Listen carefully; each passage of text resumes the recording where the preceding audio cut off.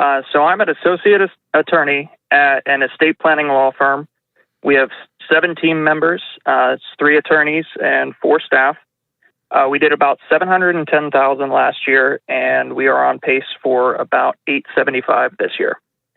I'm 27, and at the start of this year, I was offered a chance to be a partner at the firm. And so my question is, should I accept that offer of partnership at my firm? Okay. What are you making? Salary? Yeah. Salary just got bumped up to $100,000. And you're one of the 3 lawyers? Yes. The other 2 guys own it? So we started with a founder who retired at the start of this year. He started the firm back in 2010. He's no longer a partner. Right, no longer a partner.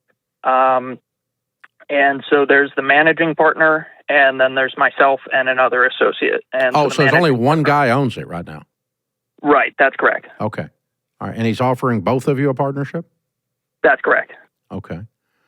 And then you've got 7 team members that are your overhead. So it's 7 including the 3 of us. So I'm sorry, 4 team staff. members. 4 team members that are your overhead. Okay, because you guys are the revenue producers. That's and correct. you made your salary or your total income last year is $100K. So my total income last year was probably closer to 80. Oh, this year you're going to make 100. Okay. Right. Okay. All right, I'm with you. So the only quote partnership that I have seen work long term are medical partnerships and law firms, because it's a different structure of partner and a different process than 2 guys opening up a heat and air together or an electrical engineering firm together. Those typically don't last 10 years outside of there. So I'm willing to entertain this discussion versus the lady earlier in the show that has 5 partners in 2 failing restaurants, and that whole thing's a nightmare. So this is quite different. So what are the terms of partnership? So this is where I pick up my shovel and start digging a hole for myself here, Dave, because the terms are not exactly certain right now.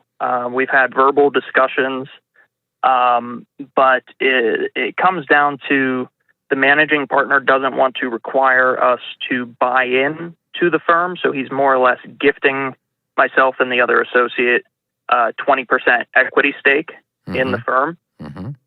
And so we're not buying in at all. He's going to give us a seat at the table.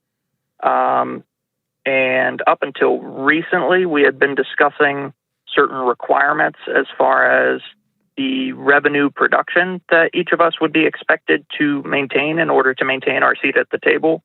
But we've since gone a different path in our discussions. So as I understand it, it's right now projected to be an unconditional, just sort of gift. Okay, so what is the purpose of you being a partner? Well, I think part of the purpose, as it's been explained to me, is that the managing partner feels a little overwhelmed with the business, and he would like to delegate some of the managerial authority to myself and the other associate. Okay. All right. And what is the exit in the event of death, disability, or retirement? Yeah, so we don't really have an articulated vision for that. Do you know someone at another law practice, even if they're not in Pittsburgh, that you could ask for some examples, some best practices on how to structure this? Yeah, I have some mentors that I've reached out to. I think they will know better than I know, because what I want to do is find an old law firm that has 40 partners or 20 partners or at least 10, and they've got comings and goings. They've got death, disability, they've got retirement, they've got all kinds of different, and they've got people that they threw out because they weren't working or whatever. And I want to know what their structure looks like, because it's survived a while. Right. Rather than the 3 of you sitting around and making this up. That scares me. Yeah, especially because this isn't our practice area. And so it kind of feels a little bit out of our depth to be structuring a business organization as estate planners. Oh, you mean the actually business structure is not your practice area? Yeah, that's fine. That's Right. not a big deal. That wouldn't. But I mean, if you were a dentist, I'd tell you the same thing. Let's find somebody that knows how to do this, that Sure. that has had that the agreement that's in place, the processes that are in place and agreed to, have survived at least a decade. And I want to see their document. I want to see their structure. What's the term sheet, so to speak, of their approach, and then that tells me if I mimic that, I've at least got a shot at this working. Right. Yeah, most law firms, I'm not aware. I don't remember law firms having people buy in anyway.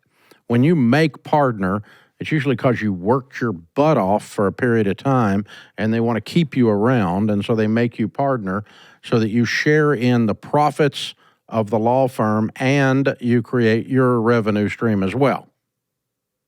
Right. Okay. And that's typically what the motivation behind it.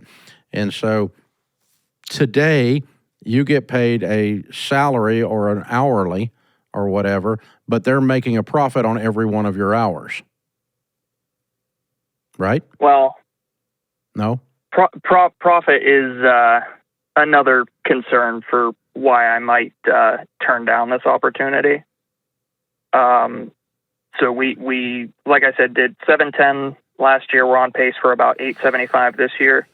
The problem is that when the managing partner the founding partner retired, the managing partner increased payroll across the board, and we're projected right now, by my math, for about $900,000 as our annual expenses, which is projecting for about a $25,000 loss. So there isn't really any profit in the firm right now.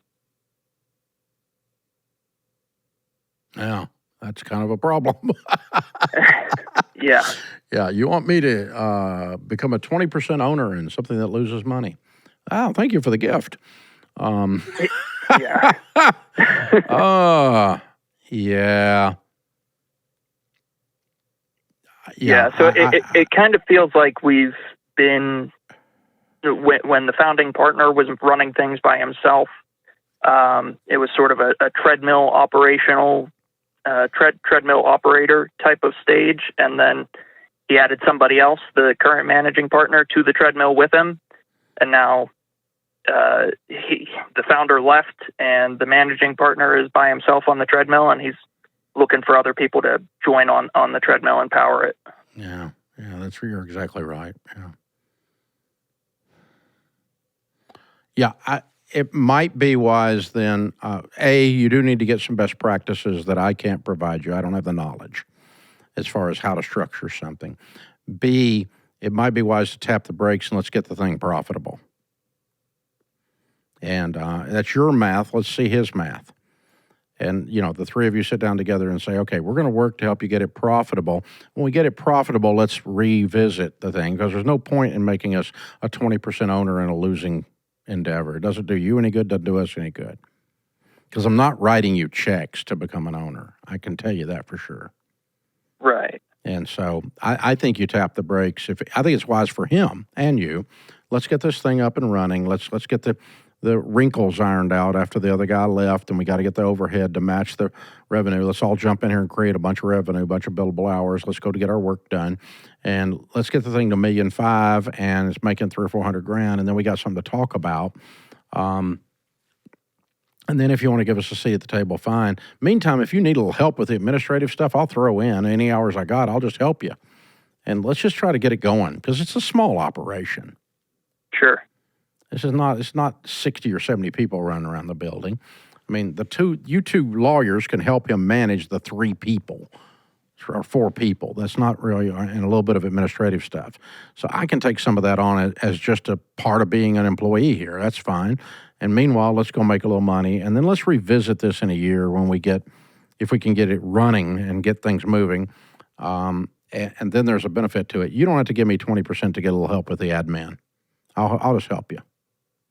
That's what I would do today. I don't think you got anything here you want, and so there's no point in taking it. It doesn't do any good at all. I wouldn't go that way. So you're a good man. You're thinking this through. You're wise. Your analytical skills, of course, are excellent. And so I think you just, thank him for the generosity, and let's go from there. So there you go.